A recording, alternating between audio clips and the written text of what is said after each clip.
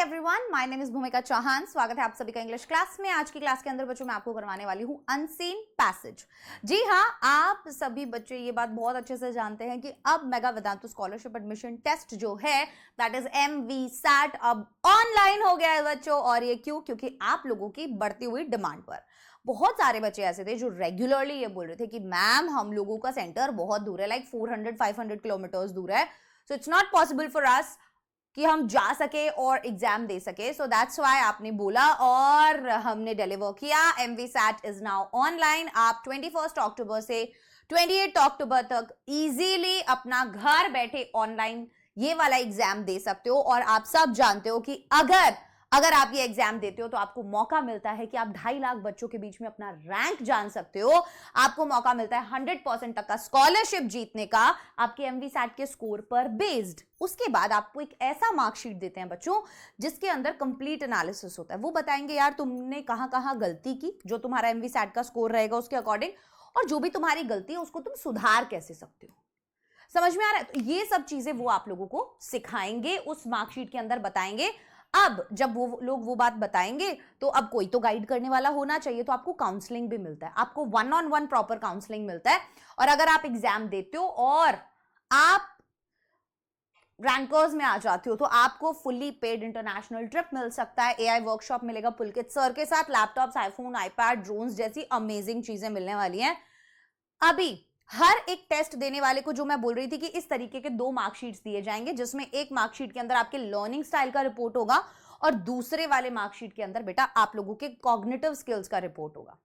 ठीक है, तो आप सब बच्चे मिड टर्म ऑनलाइन कोर्स के लिए प्रिपेयर कर सकते हैं। अगर आप केवल रजिस्टर करते हैं तो वो आपको फ्री मिलेगा। ये खास तौर पर क्लास 10th वाले बच्चों के लिए, तो तुम्हारा कोई भाई बहन हो तो उसको बता देना।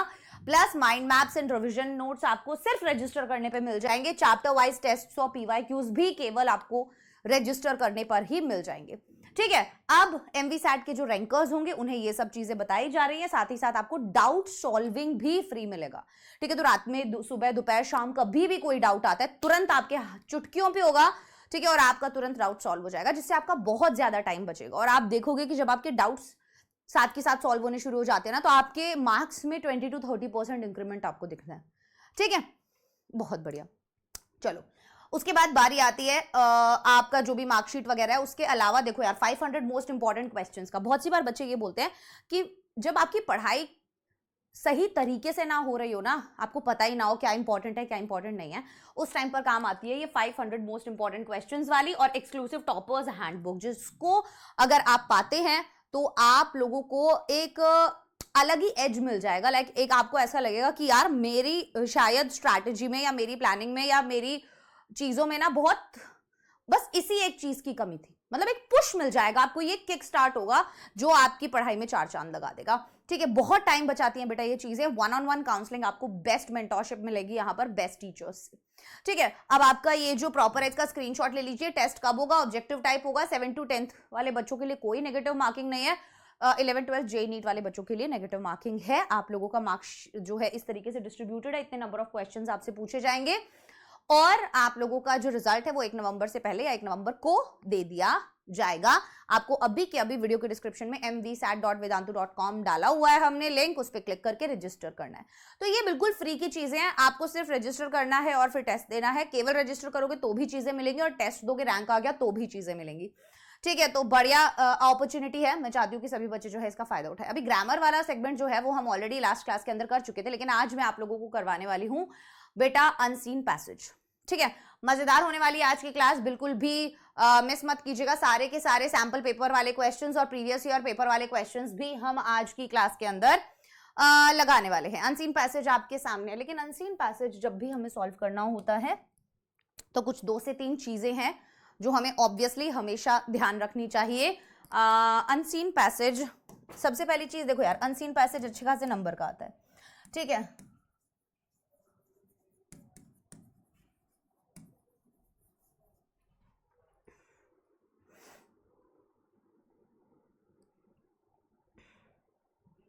ठीक है, आपका ये जो अनसीन पैसेज होगा अच्छे खासे मार्क्स का आएगा। अभी अच्छे खासे मार्क्स का आने का मतलब क्या है कि 2 अनसीन पैसेज आपसे पूछे जाते हैं, हाँ या ना? जल्दी से बोलो, 2 अनसीन पैसेजेस आपसे पूछे जाते हैं? बिल्कुल पूछे जाते हैं। आपका सबसे पहला सेक्शन होता है, सेक्शन 1 होता है ना। अब बच्चे सेक्शन ए को देखकर ही अगर डर जाएंगे और जैसे ही उन्होंने पैसेज पढ़ना शुरू किया और मान लीजिए उनको पैसेज में कुछ ऐसे वर्ड्स थे जो बहुत मुश्किल थे या उनको पैसेज पढ़ने के बाद काफी ज्यादा मुश्किल लगा, तो आप एक बात सोचो, आपको क्या लगता है कि वो बच्चा जिसे पैसेज पढ़ने के बाद वो पैसेज मुश्किल लग रहा है, वो बच्चा अपना आगे का पेपर कैसे अटेम्प्ट कर पाएगा? तो हमें क्या करना होता है, मैं बच्चों को हमेशा बोलती हूँ कि तुम्हें जो स्टार्टिंग के 15 मिनट्स का टाइम मिलता है ना, स्टार्टिंग के 15 मिनट्स का ये क्रूशियल है। जिस बच्चे ने ये वाले 15 मिनट अच्छे से यूज किए उसके मार्क्स अलग होंगे, जिसने इन्हें यूज नहीं किया ढंग से उसके मार्क्स अलग होंगे, चाहे दोनों ने सेम पढ़ाई की हो, चाहे दूसरे वाले ने उससे भी ज्यादा पढ़ाई की हो। ठीक है, तो बात सुनिएगा मेरी ध्यान से। जब स्टार्टिंग के 15 मिनट्स आपको मिलते हैं तो बेटा 10 मिनट तो चलो आप लोगों के लग जाते हैं पेपर पढ़ने में, ठीक है, लेकिन जो बाद के बचे हुए 5 मिनट है वो 5 मिनट के अंदर आपको प्लान करना है। तो जो आप ये 10 मिनट के अंदर पेपर पढ़ रहे हो ना, उसके अंदर आप ये दोनों पैसेजेस एक बार रीड कर लेना, सिर्फ रीड, दैट्स इट, सिर्फ रीड, बिना ये सोचे समझे कि ये मुश्किल है, मुझे आ नहीं रहा है, इन वर्ड्स का मतलब क्या है, ये नहीं सोचना। ये बात का काम है, ये बिल्कुल बात का काम है। आपको सिर्फ एक रीडिंग देनी है, उसके बाद आपको सारा, जैसे आप पेपर पढ़ते हो वैसे ही आपको पेपर पढ़ना है। पेपर पढ़ते टाइम जो है सॉल्व नहीं करना, इस बात का ध्यान रखना। बच्चे क्या गलती करते हैं, पेपर पढ़ते हैं, जब भी आंसर सोचने लग जाते हैं, ग्रामर के आंसर सोचने लग जाते हैं, फिर निकलता नहीं है, अगर आता नहीं है बहुत ज्यादा मैस हो जाता है, बहुत ज्यादा, और फिर प्रॉब्लम होता है कि परफॉर्मेंस जैसा होना चाहिए ना वैसा परफॉर्मेंस जो है वो होता नहीं है। तो मैं ये नहीं चाहती, आपको सिर्फ पेपर पढ़ना है। पेपर पढ़ के आप देखो कि कौन से ऐसे क्वेश्चंस हैं जो मुझे बहुत अच्छे से आते हैं, कौन से ऐसे क्वेश्चंस हैं जो आप कर लोगे, और कौन से ऐसे क्वेश्चंस हैं जो नहीं आते, है ना। इस तरीके से बांटना होता है अपने पेपर को। और आपने जब इस तरीके से अपने पेपर को डिवाइड कर लिया, आप जब इस तरीके से अपने पेपर को डिवाइड कर लोगे ना, तो आपके लिए बहुत आसान हो जाएंगी चीजें, और आपको उसी पैटर्न में फिर अपना पेपर अटेम्प्ट भी करना होता है कि लाइक जो सबसे अच्छे से आता है वो पहले अटेम्प्ट करा, जो नॉर्मल आता है, जो आप कर सकते हो, आपको लग रहा है कि हाँ मैं थोड़ा सा देखूंगा तो मुझे आ जाएगा, और जो बिल्कुल नहीं आता है वो लास्ट में। ठीक है, अब मेरी बात बहुत ध्यान से सुनना, ये आपको आ गया, अब आपने मान लो पूरा पढ़ लिया, अपना प्लान कर लिया। अब बच्चे पूछते हैं मैम अनसीन पैसेज को सबसे पहले करना जरूरी है क्या? नहीं, ऐसा जरूरी नहीं है। लास्ट ईयर के टॉपर की कॉपी देखोगे सेक्शन सी से शुरू किया हुआ है, क्योंकि हम बोलते हैं बच्चों को आप सेक्शन सी से शुरू करो, क्योंकि ज्यादा वेटेज का 40 नंबर का आता है भाई, ऐसा थोड़ी ना आसान है वो बिल्कुल ही। हाँ या ना, बोलो।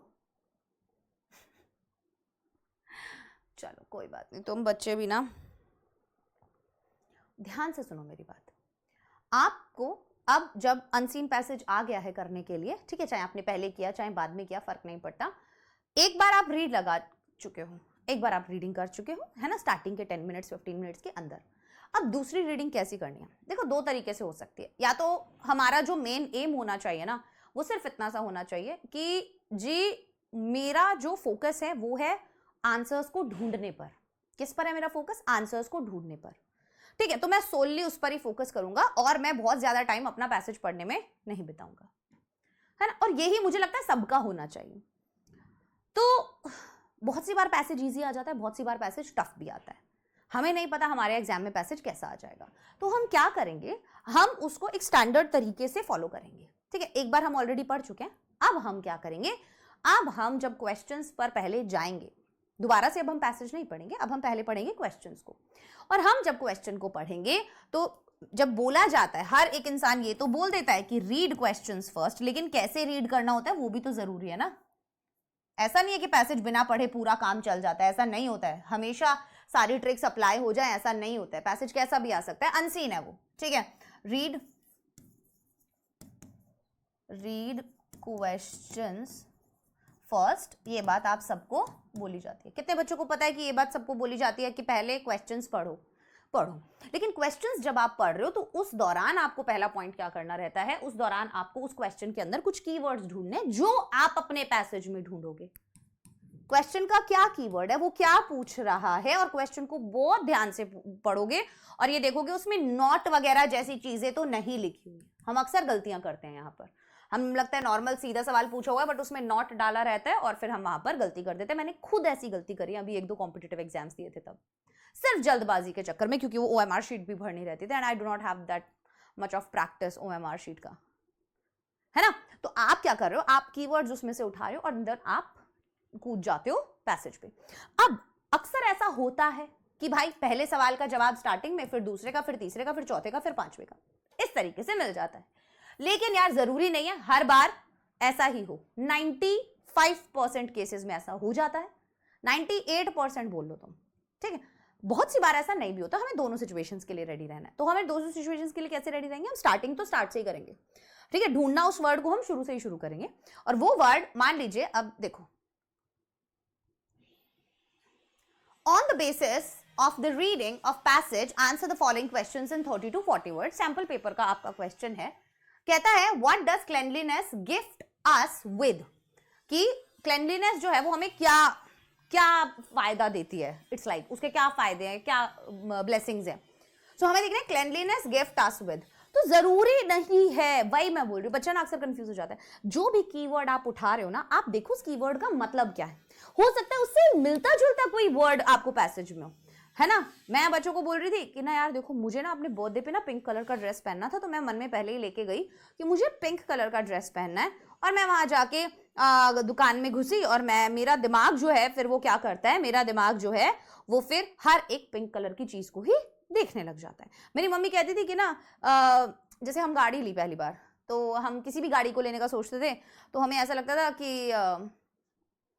ये वाली गाड़ी का तो नाम ही नहीं सुना। और फिर जब हम उसका प्लान कर लेते हैं लेने का, तो दिखता है कि हर दूसरे बंदे के पास वही गाड़ी है। मम्मी बोलती थी, देख अपन ने ये सोचा ना कि ये मैग्नाइट ले लेते हैं, हर दूसरी गाड़ी मैग्नाइट दिख रही है मुझे, पहले नहीं पता था इस गाड़ी के बारे में। मैंने कहा मम्मा, क्योंकि आपके दिमाग में पता है वो चीज़, है ना। आप वही हम ड्रेस के साथ भी करें कि भाई मैंने पिंक कलर की ड्रेस सोची, मैं गई वहां पर और मेरा दिमाग अब पिंक कलर की ही ड्रेस को ढूंढ रहा है। पिंक कलर से याद आया, मेरे पिंक कलर के कप में मैंने ब्लैक कलर की कॉफी डाली थी जो पी नहीं है।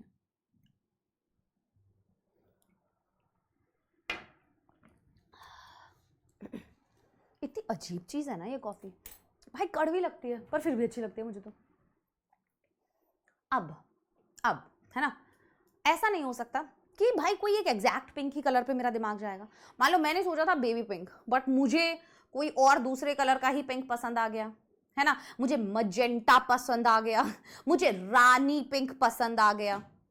There is a difference. तो सिनोनिम्स हो सकते हैं, है ना। ये वर्ड दिया हुआ है गिफ्ट, हो सकता है इसका कोई सिनोनिम भी हो, इस बात का ध्यान रखना। ये वर्ड तो दिमाग में रखना ही, बट इससे मिलते जुलते भी वर्ड्स पूछे जा सकते हैं, वो ध्यान में रखना है। तो अगर मुझे एक अब ढूंढना है कि what does cleanliness gift us with, अब मैंने ना ही आंसर पढ़ा है देखो जेन्युइनली, और ना ही मैंने अभी तक अपना पैसेज पढ़ा है। अगर मैं पैसेज पढ़ना शुरू करूं कि cleanliness as we all know gives us good health, भाई पहले ही लाइन में मिल जाए, तो मेरा कॉन्फिडेंस जो है ना वो 7वें नहीं 9वें नहीं पता नहीं 100वें आसमान पर होगा कि मेरे को मिल रहे हैं जवाब। मुझे पता है अब यहां पर ही मेरा आंसर है ना। अब मैं पढ़ूंगा इन लाइंस को बहुत ज्यादा अच्छे से कि भाई cleanliness as we all know gives us good health, dirty homes and unhealthy surroundings where garbage is strewn all over become the breeding ground of disease causing bacteria, mosquitoes and different types of germs. Cleanliness is not just the government's or the municipal corporation's responsibility. The people of Molinong realized this fact and the community has made joint efforts to maintain a clean village. By 2007, the village had even eradicated the practice of open defecation with toilets built for each household under the निर्मल भारत अभियान। Open defecation यहां पर क्या है, मतलब खुले में शौच, like that, ठीक है। तो इरेडिकेटेड मतलब उन्होंने खत्म कर दिया कि भाई खुले में अब हम शौच नहीं करेंगे, ठीक है। With the toilets built for each household under Nirmal Bharat Abhiyan. मुझे यहां पर पता चल गया। The question arises that cleanliness as a habit is so hard to impress upon our family members, then how do the people living in Molinong get a community to become the role model of cleanliness and sanitation? Answer कैसे लिख सकते हैं? Cleanliness gives us with good health. भाई cleanliness हमें बिल्कुल बढ़िया health provide करती है. When garbage is spread everywhere and homes are dirty, it becomes the breeding ground for bacteria, mosquitoes and germs which can cause disease. Keeping clean helps to prevent illness. थोड़ा सा ये line अपनी तरफ से और add कर दिया कि भाई अगर हम साफ सुथरे रहेंगे तो उससे हमारी बीमारियां नहीं होंगी, बाकी सब वही तो लिखा है। तो आपको कॉपी पेस्ट नहीं करना है। इससे हमें नई एक और चीज पता चलती है कि कीवर्ड्स ढूंढो, उन कीवर्ड्स से क्वेश्चन ढूंढो, उन कीवर्ड्स से अपना आंसर ढूंढो, लेकिन आंसर को कॉपी पेस्ट ना करें, ठीक है। ये मैंने जो आंसर लिखा हुआ है ये भी एज इट इज डला हुआ है, इसको भी थोड़ा सा और चेंज करना है आपको, ठीक है। बिल्कुल ऐसा लगना नहीं चाहिए टीचर को कि आपने ऊपर वाले पैराग्राफ से उठाकर नीचे वाले पैराग्राफ में पैसेज में छाप दिया है, ठीक है। तो कॉपी पेस्ट जो है वो बिल्कुल नहीं करना है। कॉपी पेस्ट किस कंडीशन में कर सकते हो या कौन बच्चे कर सकते हैं जिनको बिल्कुल ही नहीं समझ आ रहा है, तो छोड़ के आना इज नॉट द ऑप्शन। कि मैम ने बोला था कॉपी पेस्ट नहीं करना है पर मुझे तो नहीं समझ में आ रहा है तो आप छोड़ आओ, ये वाला नहीं काम करना है, ठीक है। जब बिल्कुल ही ऐसे उम्मीद ही खत्म हो जाए तो कॉपी पेस्ट तो कर ही आना, बट ऐसे अच्छे नंबर चाहिए, पूरे में से पूरे चाहिए तो कॉपी पेस्ट नहीं करना। आंसर वही मिलेगा, थोड़ा सोच समझ के सिनोनिम्स वगैरह ऐड करके इधर उधर करके लिख देना। अब बारी आती है वर्ड लिमिट की। भाई बच्चे पता नहीं क्या सोचते हैं कि पैसेज के अंदर, अनसीन पैसेज के क्वेश्चंस में बहुत बड़े बड़े आंसर्स नहीं लिखने होते, नहीं लिखने होते। 4 से 5 लाइन का आंसर बहुत बड़ा आंसर है यार। 2 नंबर का सवाल पूछे 4 लाइन लिख दो, दैट्स इट, दैट्स इट। इस बात को दिमाग में रखते हुए अनसीन पैसेज करो। 2-2 पैसेज सॉल्व करने हैं, कितना टाइम दोगे? मैं बच्चों को बोलती हूँ स्टार्टिंग के 70 मिनट्स आप दीजिए अपने लिटरेचर सेगमेंट को, देन आप 20 मिनट्स दीजिए ग्रामर को, 20 मिनट्स दीजिए राइटिंग को, एंड देन बचे हुए आप कितने मिनट्स दे सकते हैं? आप दे सकते हैं लगभग 30 मिनट्स आप अपने अनसीन पैसेजेस को दे सकते हैं फॉर 15 मिनट्स ईच, ठीक है। उसके बाद भी आपके पास टाइम बच जाएगा। तो ये एग्जैक्ट फिक्स भी नहीं है, थोड़ा सा पुश भी हो जाएगा, ऊपर नीचे हो जाएगा तो दिक्कत नहीं होगा, है ना। चलिए अब अगले सवाल पर अगर हम चले, साथ साथ बताती रहूंगी मैं। What do the village children do before going to school? अब हमें ढूंढना है कि भाई विलेज के बच्चे जब स्कूल जाते हैं उससे पहले क्या करते हैं, मुझे ये वाली चीज ढूंढनी है। आइए देखते हैं, अपन चलते हैं फटाफट से अपने पैसेज पर। तो हमने जहां तक का पढ़ा था यहाँ पर विलेज के बच्चों का कोई भी मतलब जिक्र नहीं था, ठीक है, यहां तक कुछ भी नहीं था। तो अब हम क्या करेंगे, हम वापस से अपना टाइम वेस्ट नहीं करेंगे इस पूरे को पढ़ने के लिए, समझ रहे हो। हम इस यही होते हैं जो छोटे छोटे गैप्स हमारे टाइम को सेव करते हैं। 1-1, 2-2 मिनट करके ही अगर हमने कितने क्वेश्चन आ दिए, अगर हर एक क्वेश्चन में थोड़ा थोड़ा भी बचाया तो भी हम at the end 10 minute 15 minute बचा लेते हैं। हमें लगता है 1 मिनट से क्या हो जाएगा, बहुत कुछ हो जाता है, ठीक है। तो अब हम आगे देखते हैं। इन द विलेजेस 3 schools, अब स्कूल्स की बात है मतलब बच्चों की बात होगी। The next generation is already learning and being groomed to keep up the tradition of cleanliness and good health. Not only this, children who play on Molinong's spick and span streets are involved in cleaning them, along with the dedicated town gardeners. Boys and girls as young as 11 years old begin their day around 6:30 a.m. All these village kids are involved in the cleaning and beautification of the village. Early in the morning before going to school, we got our answer. Early before going to school, the children storm the streets to sweep up dead leaves and garbage with brooms that they make themselves. Right? The children are also responsible for emptying the bamboo rubbish bins, which are surprisingly hand-woven, cone-shaped baskets that are found all over the village. So, बहुत ही बढ़िया answer हमें मिलते हुए, और हम अपना इसी तरीके से आंसर जो है वो लिख देंगे। ये फर्स्ट वाला तो हमने पढ़ा ही नहीं, सीधा हम यहीं से ही पढ़ने लग गए। देख रहे हो दिमाग, देख रहे हो तुम। वही मैं सोच रही थी कि ऐसे बीच में से कैसे शुरू हो रहा है। ये है पैसेज स्टार्टिंग, ये है पैसेज की। हमें पहला वाला आंसर सेकंड वाले में मिला है। Nestled in the pristine hills of Meghalaya lies the cleanest village of Asia. Molinong is the name of this tiny village located in the East Khasi Hills of Meghalaya, 90 kilometers from Shillong. It is popular all over the world as God's own garden. And no wonder, because the people living in Molinong believe that cleanliness is next to godliness. And it has won the acclaim of being the cleanest village in Asia in 2003. तो इसको क्या इनाम मिला हुआ है बेटा? इसको cleanest city का इनाम जो है वो ऑलरेडी मिला हुआ है, ठीक है। उसके बाद से ये है हमारा नेक्स्ट क्वेश्चन जो था, उसका आंसर हमें मिल गया था। So the children wake up early around 6:30 AM. बच्चे जो हैं वो लगभग 6:30 बजे उठ जाते हैं। Before going to school, school जाने से पहले they clean the streets to sweeping dead leaves and garbage using brooms made by themselves, and they also empty the hand woven bamboo rubbish bins. Simple है, कुछ ऐसा था ही नहीं जो आपको लगे कि नहीं यार बहुत ज्यादा मुश्किल था। अगले सवाल पर चलते हैं। Who should be given credit for the cleanliness practiced in Molinong? कौन रिस्पॉन्सिबल है? वहां के लोग। अभी उन्होंने बोला था कि भाई सरकार अकेली या म्यूनिसिपैलिटी अकेली रिस्पॉन्सिबल नहीं है। See over here that cleanliness is not just the government's or the municipal corporation's responsibility. The people of Molinong realized this fact, and the community has made joint efforts to maintain a clean village.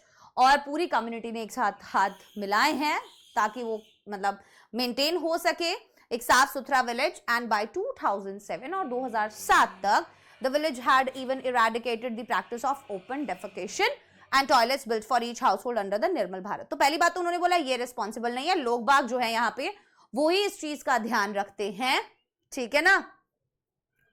Yes, every person living in the village should be given credit. केवल आप municipality को या government को नहीं, आप वहां के लोगों को क्रेडिट दो। All villagers, including children and town gardeners, actively participate in cleaning roads. कि भाई all villagers, सारे गांव वाले, including children and town gardeners, children भी और town gardeners भी actively participate in cleaning roads. वो actively participate करते हैं किसमें? सड़कों को साफ करने में, picking up leaves and maintaining the beauty of the village. भाई पत्ते वत्ते इकट्ठे करते हैं, है ना? जो विलेज की एक तरीके से ब्यूटी है उसको मेंटेन करने में वो पूरी मदद करते हैं। How do villagers destroy the non-biodegradable waste? अब मेरा ये जो है, ये है, मेरे को नॉन बायोडिग्रेडेबल वेस्ट ढूंढना है अपने पैसेज के अंदर। क्या ढूंढना है? नॉन बायोडिग्रेडेबल वेस्ट ढूंढना है। देखो कैसे ढूंढोगे भाई नॉन बायोडिग्रेडेबल, बोलने में भी नहीं आ रहा, डिग्रेडेबल वेस्ट। इन Molinong, waste management also deserves applause. अब यहीं पे मिल जाएगा मुझे मेरा answer. Organic waste is separated from the burnable trash. Leaves and other biodegradable waste is buried in pits and used as fertilizers. Oh, Molinong also knows the organic waste towards healthy living. ठीक है? The non-biodegradable waste is destroyed far away from the village. The town gardeners are dedicated to cause of combining cleanliness with beauty. And they grow and maintain plants and flowers that line the footpaths, making Molinong indeed God's own garden. Answer बताओ। अब तुम्हें अगर इस वाले passage से answer, इस वाले paragraph में तुम्हें पता चल गया कि तुम्हारा आंसर है, तो अब तुम इस आंसर को कैसे लिखोगे? बताओ।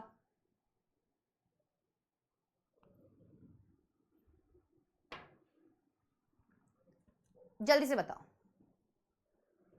कैसे लिखोगे?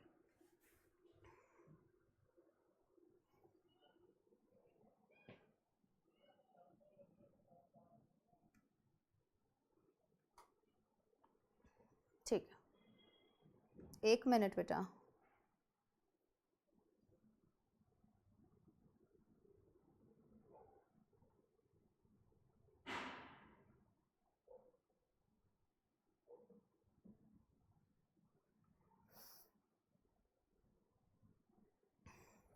Just a second.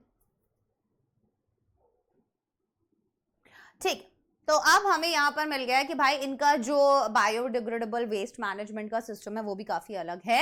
ये क्या करते हैं, पिट्स के अंदर उनको डाल देते हैं और फिर उनको बाद में जो है फर्टिलाइजर्स की तरह यूज करते हैं ऑब्वियसली, ठीक है। और जो नॉन बायोडिग्रेडेबल वेस्ट है is destroyed far away from the village, village से काफी दूर उसको डिस्ट्रॉय करते हैं। So the villagers separate the waste into organic and non biodegradable types, right? And they destroy the non-biodegradable waste by taking it away from the village to ensure the environment stays clean and safe. पहली बात तो वो सारे handmade products use कर रहे हैं, वो कुछ ऐसा वैसा जो है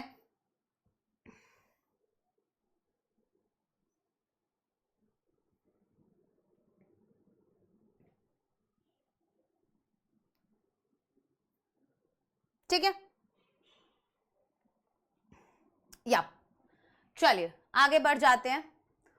सो ये थे आपके 4 सवाल जो इससे पूछे हुए थे, आप इस तरीके से ढूंढ सकते हो। बाकी जो आपको वोकैबुलरी वगैरह से रिलेटेड पूछे जाए वो तो हम कर ही लेंगे, सैंपल पेपर में यही दिया हुआ था। अगले वाले पर आ जाते हैं। नेक्स्ट है, एक बार हम रफ रीडिंग पहले कर लेते हैं, क्वेश्चंस पढ़ने से पहले एक बार रीडिंग हम जरूर कर लेते हैं। Kanchenjunga is the 3rd highest mountain in the world and only 265 metres lower than Everest. कि भाई जो कंचनजंगा है ये तीसरी हाईएस्ट माउंटेन है, ठीक है, दुनिया में, and only 265 metres lower than Everest, और ये एवरेस्ट से 265 मीटर्स नीचे। It is located on the Sikkim Nepal border and like Mount Everest it is part of the Himalayas. However, to get the most amazing and beautiful views of Kanchenjunga, mountain climbers are advised to visit Darjeeling. For those who plan to climb Mount Kanchenjunga, the town is also a good place to get mountain climbing equipment, emergency kit, food and medicine before they set out on the extreme adventure. ठीक है, To mountain climbers, Kanchenjunga is more difficult and dangerous to climb than Mount Everest. कि भाई Mount Everest से भी ज़्यादा खतरनाक है कंचनजंगा, क्योंकि अलग टाइप का खड़ा पहाड़ है. जो माउंट एवरेस्ट जो कि सबसे ऊंचा पहाड़ है उससे भी मुश्किल है. To climb Kanchenjunga, they need more mountain climbing skills and physical strength बहुत चाहिए than climbing Mount Everest.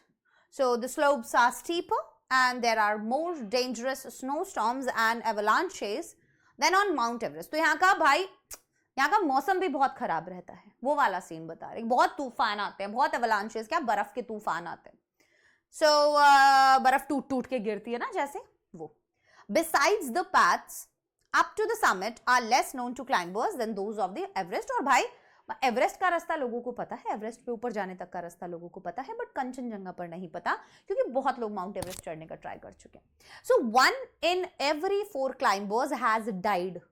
4 में से 1 क्लाइंबर मरता ही मरता है कंचनजंगा पे जो जाने की कोशिश करता है. ठीक है. This 8586 meters high mountain, 8586 meters high, like oh my god, right?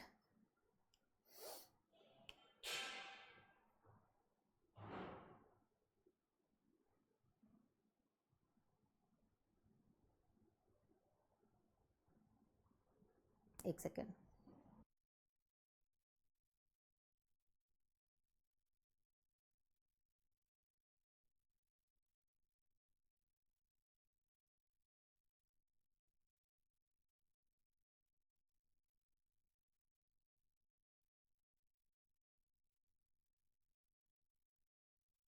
चलो ठीक है. चलिए.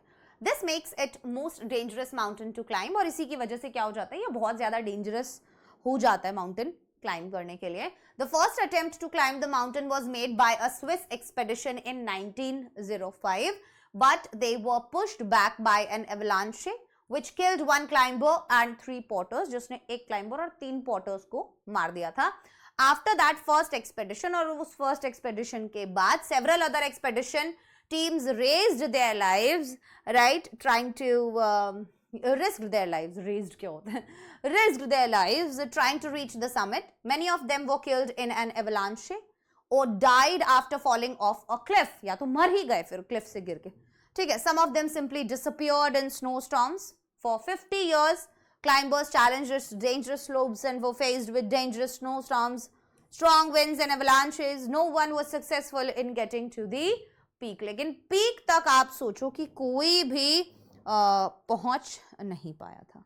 ठीक है. तो ये बहुत ही जबरदस्त बात है कि पीक तक कोई भी नहीं पहुंच पा रहा है.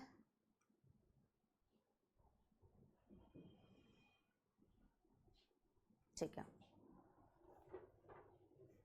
After 2 failed summit attempts, a British expedition successfully reached the summit in 1955. Actually मेरे घर में ना रेनोवेशन का काम चल रहा है, so that's why आपको क्लास भी रिकॉर्डेड मिल रही है और अभी भी काम चल रहा है, तो अभी शोर नहीं आ रहा होगा. आपको याद होगा लास्ट क्लास के अंदर अपना कितना शोर था, है ना. So the night before they achieved their goal, the team faced many difficulties.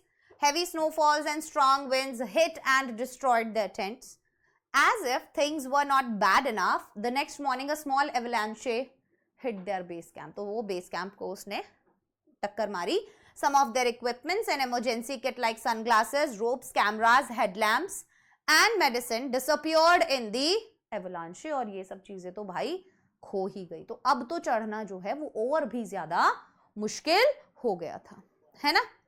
Furthermore, पढ़िए, आप भी पढ़िए साथ में.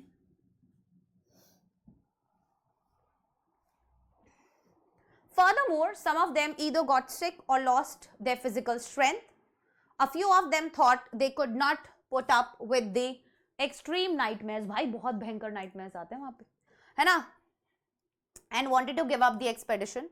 And however, they kept on climbing until they reached the summit around 3 p.m. They stood 6 meters away from the highest point of Kanchenjunga. वो 6 metre दूर ही खड़े रहे कंचनजंगा से. रीजन देखिएगा, as they promised the local people not to disturb their god, क्योंकि वहाँ के local लोगों का मानना ये है कि वहाँ उनके भगवान रहते हैं. Most successful expeditions followed this tradition by stopping a few feet away from the actual summit. Choose the correct option. Kanchenjunga is located on the blank space border. Sikkim, Nepal, Indochina, Indo-Pakistan, none of these. Kanchenjunga is located, अब देखो जल्दी से देखो यहाँ पर और मुझे फटाफट से बताओ, एक बार में मिल जाएगा, तुम्हें सामने ही आंसर दिख गया होगा. कंचनजंगा, देखो देखो,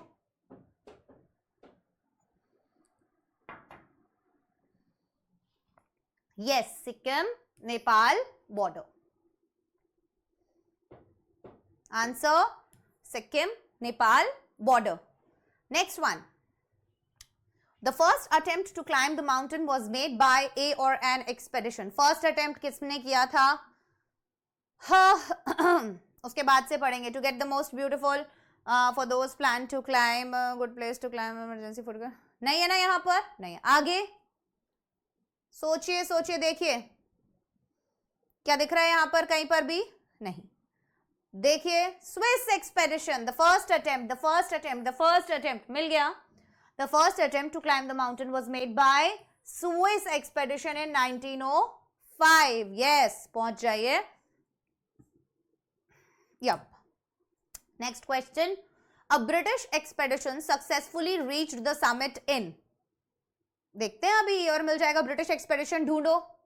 ये रहा ब्रिटिश एक्सपेडिशन. कब पहुंचा था?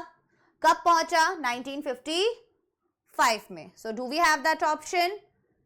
बोलिए. 1955 में देयर इज नो ऑप्शन, सो हम डायरेक्टली लिख देंगे 1955 में. Blank space gives a beautiful view of Kanchenjunga, Darjeeling. हमारे पास आंसर स्टार्टिंग में है. The British expedition reached the summit around. हमें टाइम ढूंढना है, जल्दी से ढूंढते आ जाइए. टाइम किस पे पहुंचे थे वो? 3 PM. 3 PM. जल्दी, जितना जल्दी आंसर्स मिले उतना जल्दी टिक कीजिए, है ना? जितना जल्दी आंसर्स मिले उतना जल्दी टिक कीजिए. The first attempt to climb Kanchenjunga was made by a, जो पहला अटेम्प्ट था कंचनजंगा का वो किसने किया था? स्विस ने. Find words from the passage which mean the same as following. The things that are needed for a particular purpose or activity. Paragraph 1 के अंदर एक ऐसा वर्ड है जिसका मतलब ये होता है. So the things that are needed for a particular purpose or activity.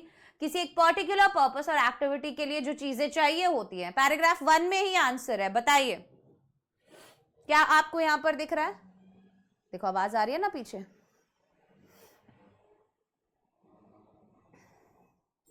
बताओ. ये लिखा है यहाँ पर, mountain climbing equipment, emergency kit, food and medicine before they set out on the extreme adventure. So yes, क्या चाहिए होता है? इक्विपमेंट. राइट, क्या चाहिए रहता है बेटा? इक्विपमेंट.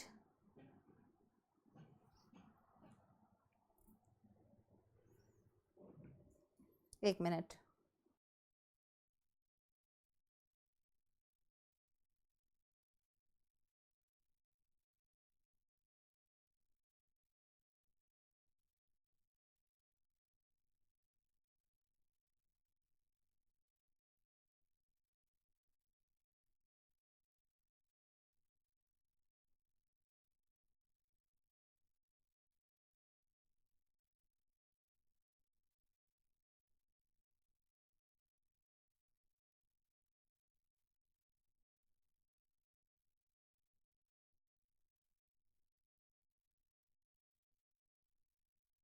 ठीक है. हाँ जी, हाँ जी. Next question. Find words from the passage which mean the same as the following. People whose job is to carry people's bags and other loads. People whose job, लोग जिनका काम है दूसरे लोगों का बैग उठाना और बाकी का सामान उठाना. कौन से पैराग्राफ में बोला था उन्होंने, वरना पूरा पढ़ना पड़ेगा. पैराग्राफ 2 में.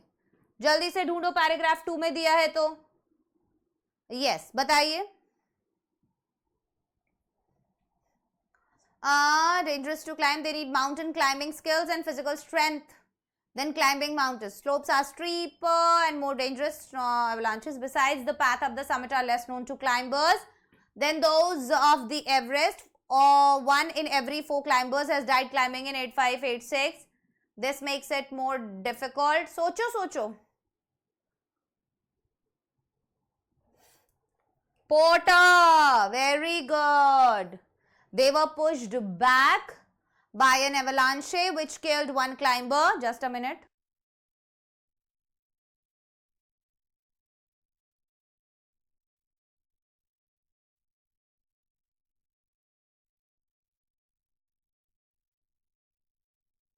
ठीक है.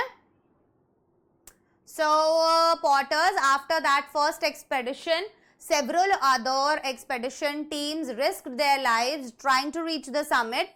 Many of them were killed in an avalanche or died. और ये यहाँ पर पॉटर वर्ड जो है यही होता है कि क्लाइंबर और उनके साथ 3 पॉटर थे, मतलब सामान उठाने के लिए. तो ये पूरा एक तरीके से टीम होता है. ठीक है ना, सामान भी तो जरूरी है, खाएंगे पिएंगे जिंदा कैसे रहेंगे. Right the antonyms of the following words. अब ये जो वर्ड्स दिए हुए हैं इनके एंटोनिम्स आप लोगों को लिखने हैं. डेंजर का एंटोनिम क्या होगा? सेफ्टी. एंटोनिम क्या होता है? Opposite word. Very nice. चलिए नेक्स्ट पैसेज हमारे पास आ जाता है. ये हमारा लास्ट पैसेज होगा और उसके बाद हमारा आज का ये जो क्लास है ये खत्म हो जाएगा. ठीक है. Held every year on 21st May, UNESCO leads the celebration of World Day for Cultural Diversity, for Dialogue and Development, highlighting not only the richness of the world's cultures but also the essential role of intercultural dialogue for achieving peace and sustainable development. A recent international emergency has proved the intrinsic value of the cultural and creative sector at generating social cohesion, educational resource, or personal well-being in times of crisis. It has also underscored the sector's potential to generate economic growth, something which is too often underestimated. तो ये कुछ ऐसा जो अक्सर क्या कर दिया जाता है, बहुत ज़्यादा underestimate कर दिया जाता है. With the adoption in September 2015 of the 2030 Agenda for Sustainable Development by the United Nations and the Resolution on Culture and Sustainable Development adopted by the UN General Assembly in December 2015, the message of the World Day for Cultural Diversity, for Dialogue and Development is more important than ever. The 17 Sustainable Development Goals can best be achieved by drawing upon the creative potential of the world's diverse cultures and engaging in continuous dialogue to ensure that all members of society benefit from sustainable development. Overall हमें पता चल रहा है कि यार sustainable development से related कुछ जो है वो हमसे पूछा जा रहा है. Bridging the gap between cultures is urgent and necessary for peace, stability and development. बहुत ज्यादा हिंदी मीनिंग निकाल के वैसे नहीं करने आप लोगों को. सिंपल जैसे चल रहा है वैसे ही चलो. ठीक है. यस.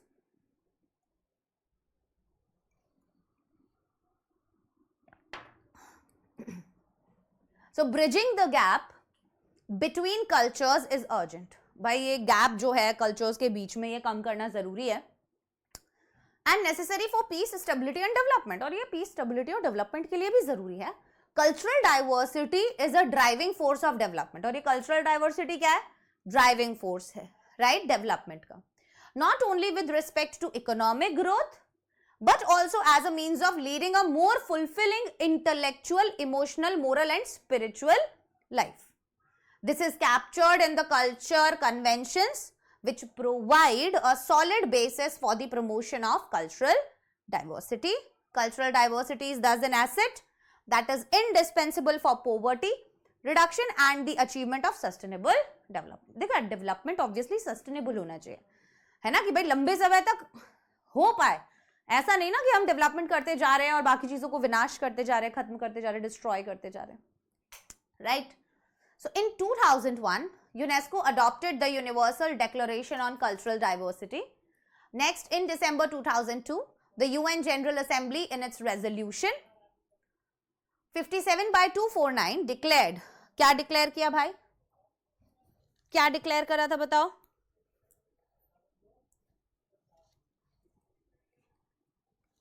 हाँ पढ़ो पढ़ो, सारा का सारा मैं पढ़ती रहती हूँ, तुम लोगों का ध्यान ही नहीं रहता है फिर, है ना? तुम लोग पढ़ते नहीं हो, तुम लोग ऐसे इधर उधर देखते रहते हो कमेंट्स में। पढ़ो।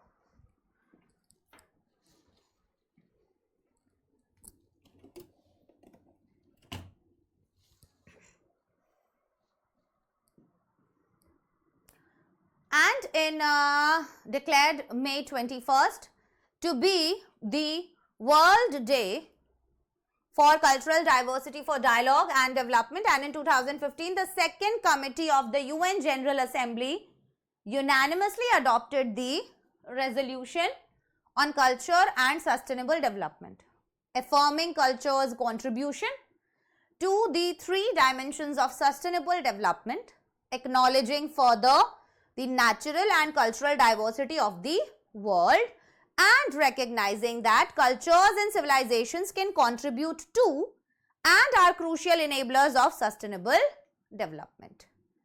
ठीक है?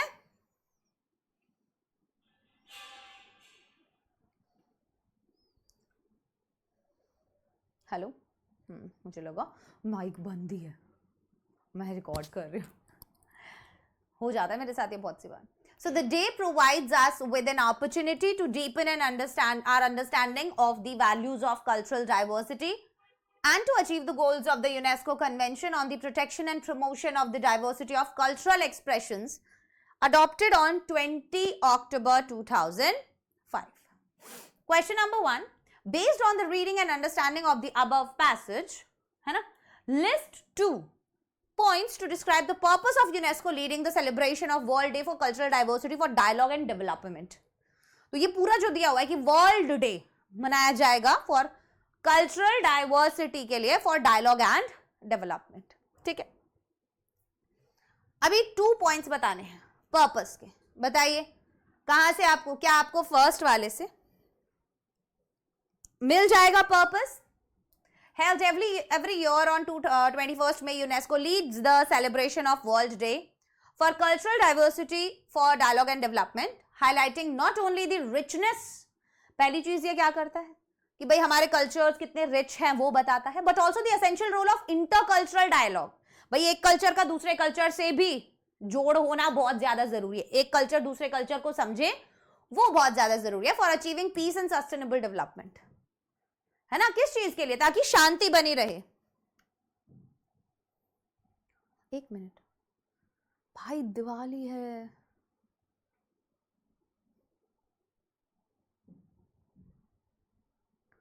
हाँ बेटा,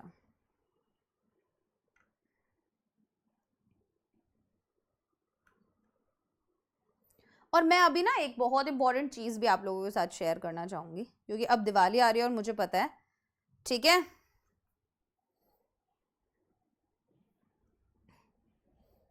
हाँ तो मिल गया आंसर.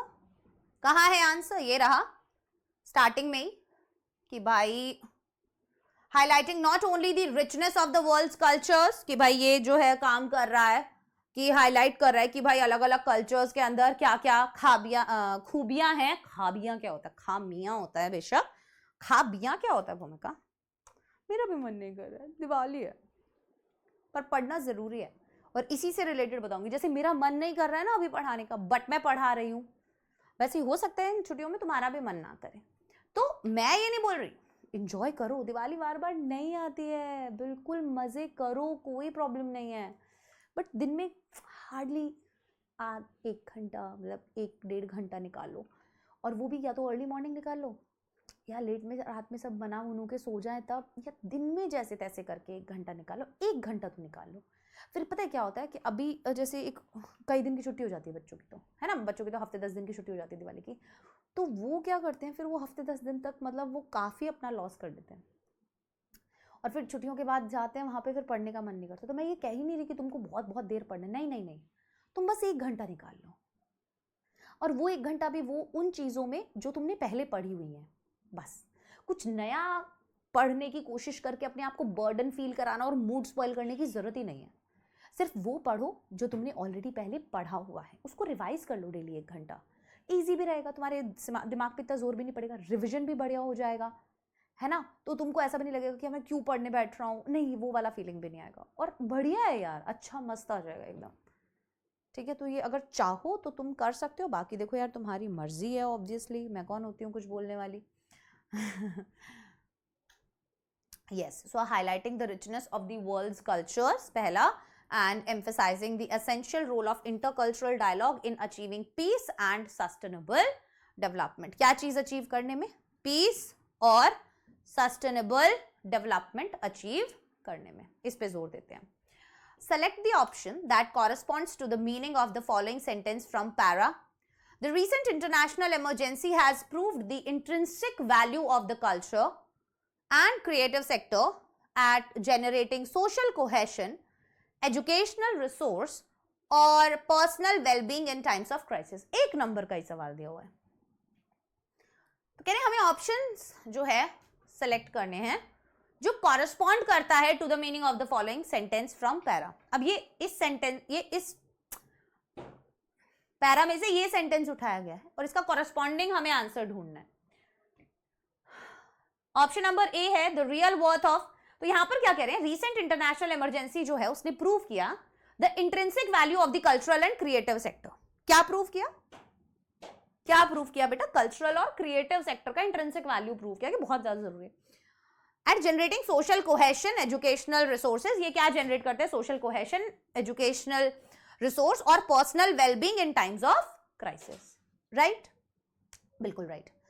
अब इसका corresponding, the real worth of cultural sector at generating social cohesion during pandemics, the real worth of creative sector at undermining the social cohesion during an international emergency, questioning the real worth of creative sector at generating education resource during an international emergency, highlighting the real worth of cultural and creative sector at generating social cohesion and educational resource during an international emergency। चारों सोचो और जवाब दो।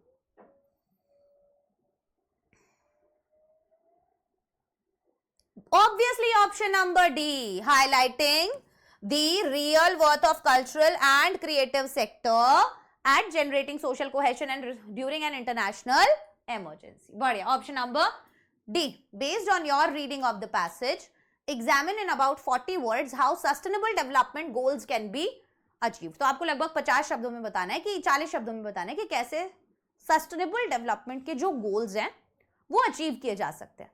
देखो, by drawing upon the creative potential of diverse cultures and engaging in continuous dialogue to ensure all members of society benefit from sustainable development। क्या बोल रहा था ये? बोल रहा था based on your reading of the passage, आपने जो पैसेज पढ़ा, examine in about 40 words, 40 शब्दों में मुझे बताओ सस्टेनेबल डेवलपमेंट गोल्स कैसे अचीव किए जा सकते हैं। तो एक पैसेज में से आपको उठा के लिखने होंगे कि by drawing upon the creative potential of diverse cultures, हम क्या कर सकते हैं, जो क्रिएटिव पोटेंशियल है डाइवर्स कल्चर्स का, and engaging in continuous dialogue to ensure, और आपस में जो एक कल्चर है वो दूसरे कल्चर को हमेशा अगर समझने की कोशिश करेगा तो ये चीज इजी हो जाएगी। सस्टेनेबल डेवलपमेंट जो है ये सोसाइटी को भी बेनिफिट होगा, है ना, लोगों को भी बेनिफिट होगा इस चीज का, और पीस भी मेंटेन रहेगा। What is the tone of the writer in the given line from paragraph 4? Rationalize your response in about 40 words। क्या है टोन राइटर का? Cultural diversity is an asset. तो बेसिकली अगर हम देखें तो जो टोन है वो काफी पॉजिटिव और एफर्मेटिव है। Right, sustainable development goals can be achieved by drawing upon the creative potential of the world's diverse cultures and continuous intercultural dialogue. लगातार जो इंटरकल्चरल डायलॉग हो, मतलब एक कल्चर दूसरे कल्चर के बीच में रेगुलर अगर तालमेल बना रहे, ensures inclusion, mutual respect and equal benefits, enabling all members of society to contribute to and gain from sustainable development। ठीक है, हाँ या ना? बढ़िया। The phrase bridging the gap in paragraph 4 refers to, bridging the gap का मतलब क्या होता है? Widening the differences, connecting two disparate ideas, supporting the bridging, filling in the space between two connected things.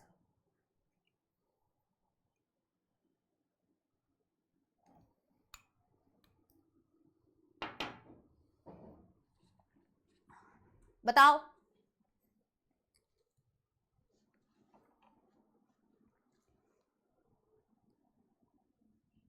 जल्दी जल्दी बताओ.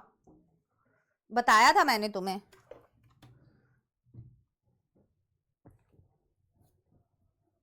चार ऑप्शंस है, सोचो.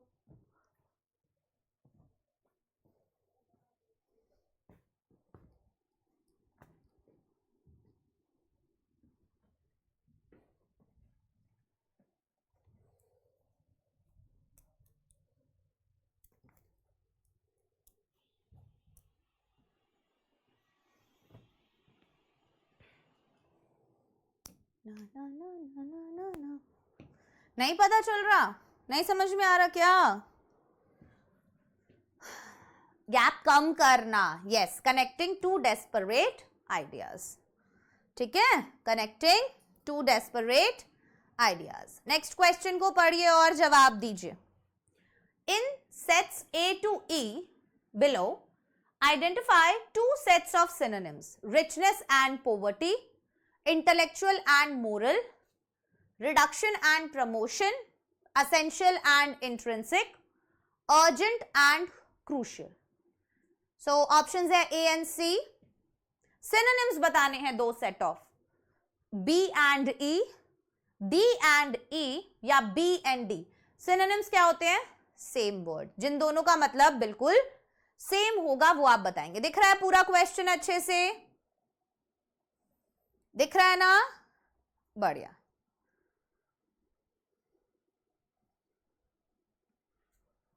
इसके बाद अभी एक और पैसेज है ना? करेंगे करेंगे उसको भी करेंगे.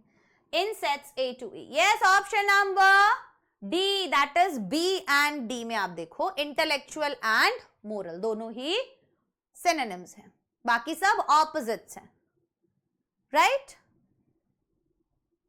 The second committee of UN General Assembly in 2015 adopted blank space and complete the following sentence. Blank space is urgent and necessary for peace, stability and development. दोनों आंसर्स आप लोग होमवर्क में करेंगे.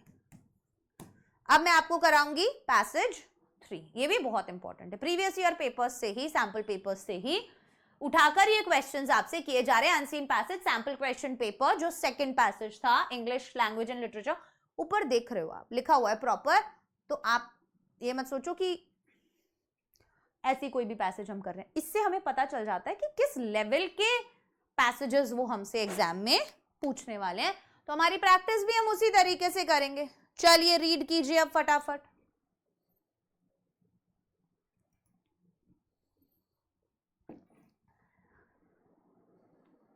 रीड करो फटाफट. Increasing traffic congestion every year is causing increasing air pollution, wasting time and productivity, and diverse respiratory disease.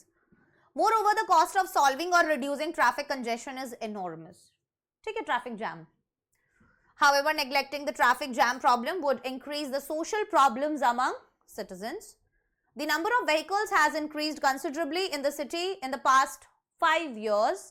And due to this increase, the city roads witness frequent traffic congestions. But above all, the vehicles emitting pollutants are affecting the environment adversely. ठीक है? The capital's vehicular population saw an addition of more than 5 lakh vehicles per year. मतलब last year 5 lakh vehicles. सोचो. Registering an increase of 4%. 4% की बढ़ोतरी हुई है. According to the Delhi Economic Survey 2020-2021, Delhi Economic Survey के according. ठीक है? So in spite of the largest road network होने के बावजूद, through metro and bus service in major cities, the transport system is not being able to keep pace with the growing demand. Consequently, more and more people use their private vehicles, leading to increased congestion on the roads.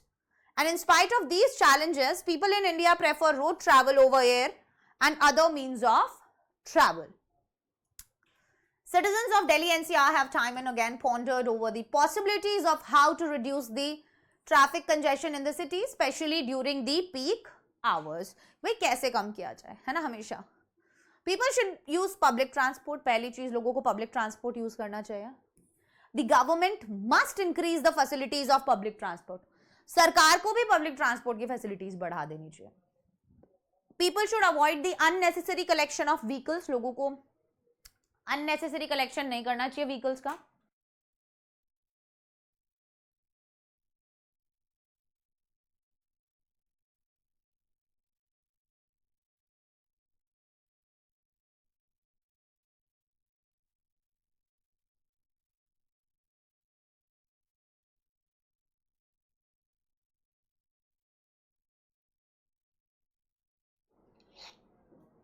ठीक है. Must increase the facilities of public transport. People should avoid the unnecessary collection. Just a minute बेटा, आज तो phone पे phone आ रहा है.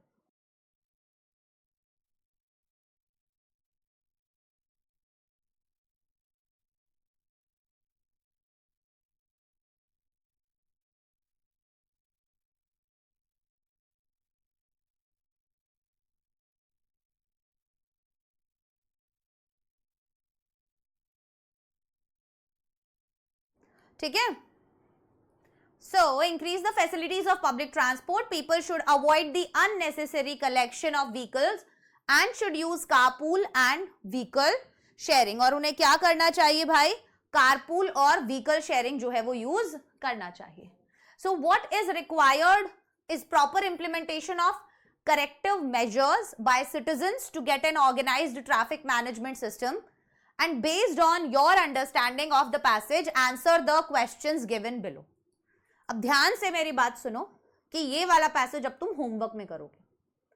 ठीक है, ये वाला पैसेज जब आप करेंगे होमवर्क में, मैं ये वाला पीडीएफ वीडियो के डिस्क्रिप्शन में टेलीग्राम का लिंक है वहां दे दूंगी. उससे पहले आप एक बार स्क्रीनशॉट्स भी ले लीजिए.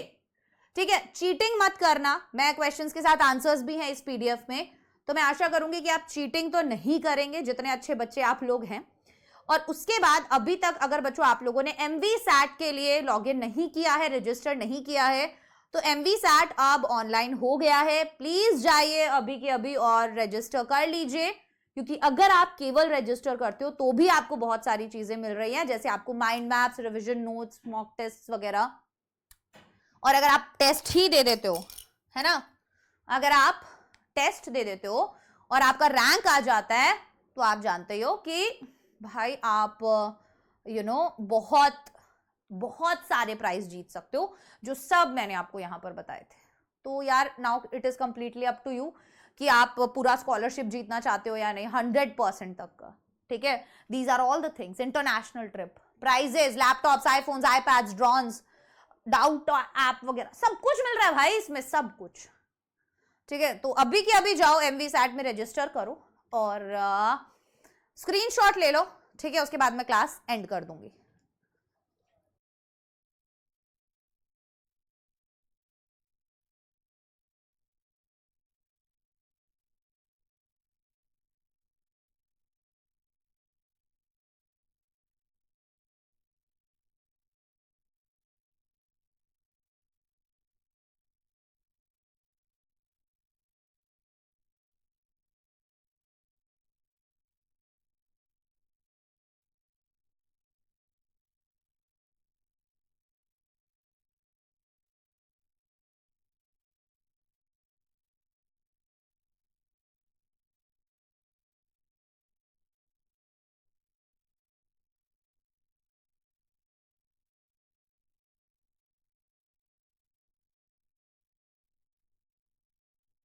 Bye bye everyone, take care, all the best.